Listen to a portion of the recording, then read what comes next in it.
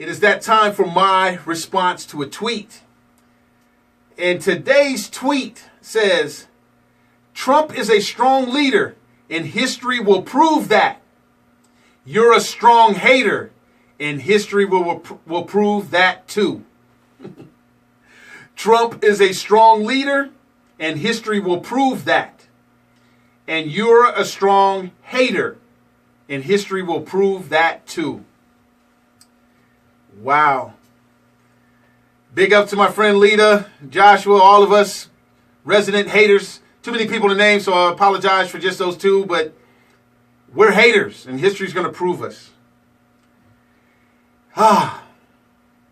Man, but this is how I'm going to respond to this tweet. The history, if anything, has proven, and I'm just going to go back maybe 8 years, maybe 10 at the most. And this is what history's proving, is that we're making the weakest arguments ever to select our presidents. This is the leader of the free world. This is the top executive of our country. This is something that the founding escaped slaves put into place to be our fearless, quote unquote, leader. And history is going to prove that we make the weakest arguments ever to select our presidents. And now, you know, when you get to weakest, you got to first start with weak, and then weaker, and then weakest. And now this is what I'm going to try to show you, and this is what history will prove. Because we make the weakest arguments ever to pick our presidents, we the people will end up being the weakest ever. America is built on we the people, not them the government. Remember this. But let me show you how this thing gets set up. And the part that makes it more even disturbing and why I'm going this direction, I watched this dude on his press conference today. We have elected an idiot. This dude is a 3rd grade, 5th, 7th grade at best idiot. And it's just showing that we are the biggest idiots. No matter what we want to call our presidents, it's showing that we the people are the bigger idiots. And we can't necessarily say all of us, because I didn't vote for this dude. But guess what? I'm still going to be painted with the same brush when it comes from the outside world. But let me show you. In order to get the weakest, you got to start with weak. And this is what history has proven. Let's take Obama. Let's take Bush. Let's take any of them. What happens is the weak argument, the weak thing starts first. And where weak is our emotions. We want change. Our emotions. We're tired of the guy for the last 4 to 8 years. Our emotions say we want change. And so now we're starting out in a weak position. We want change. So once we want change, then it makes it easier for people to manipulate us. Because we just want change. Now, we're not trying to change.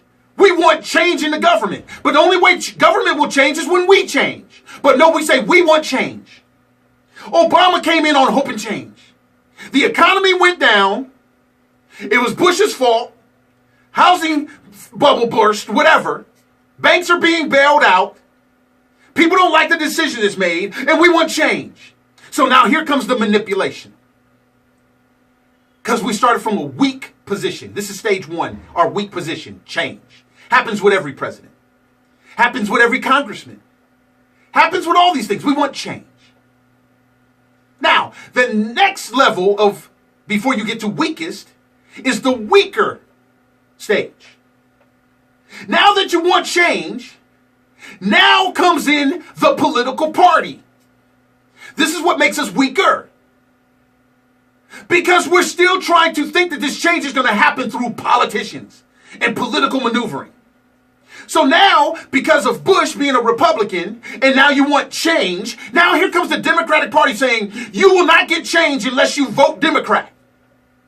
Now here comes the weaker argument. Because it's still politicians. Still the same thing.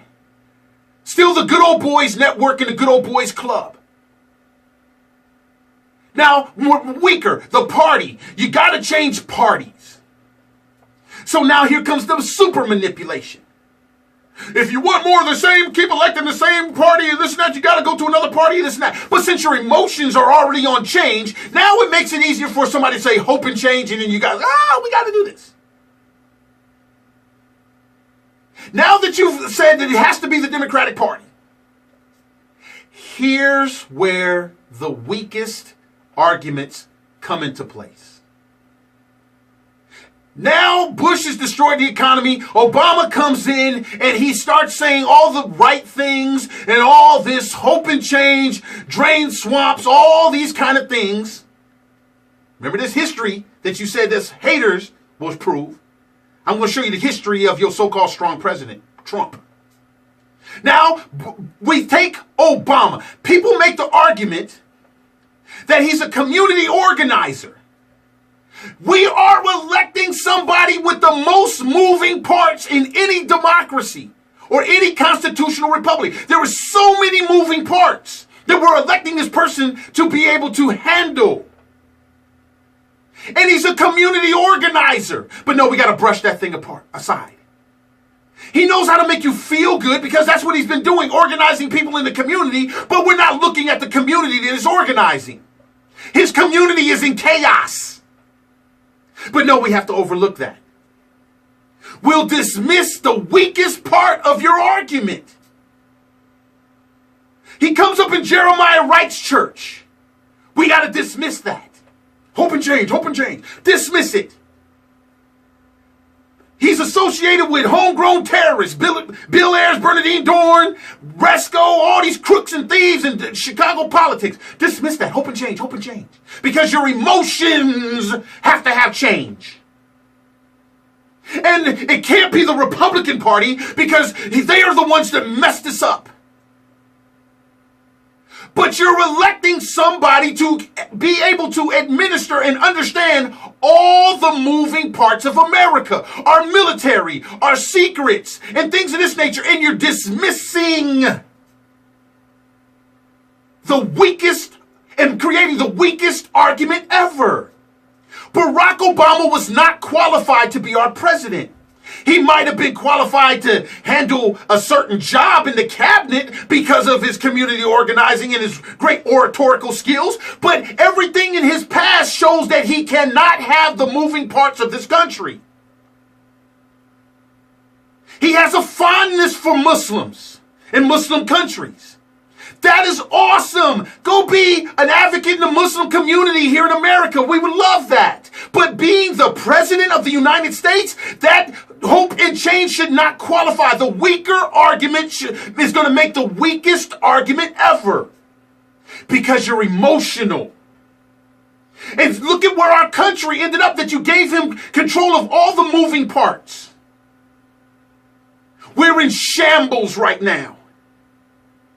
And then now history is about to repeat itself. Now here comes another election. Here comes your weak argument. We're about to do it again. We got to have change. And now we're all emotional.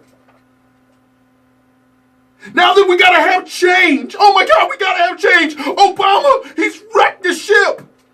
We got to have change. And then now you pick again something that they are able to emotionally screw you up. It has to be the Republican Party. Here comes the weaker argument. Because why? It's more politics, more politicians.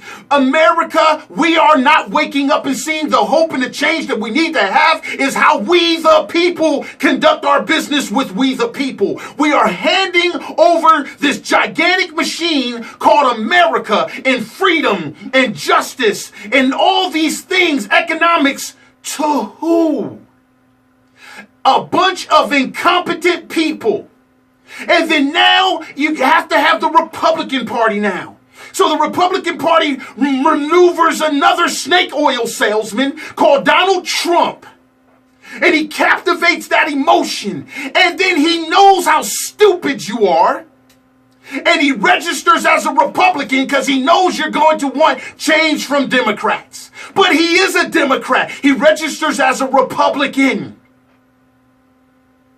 And so now You dismiss everything in his past. It shows that he is not competent enough to hold all the moving parts of America. He's a businessman, but he's a failed businessman. It's okay for him to fail as an individual. You don't give him the business of America. Why? He has 5 bankruptcies, and that means he screws Americans over and he ends up like a fat cat. This does not qualify him to be the president. It's the weakest argument ever.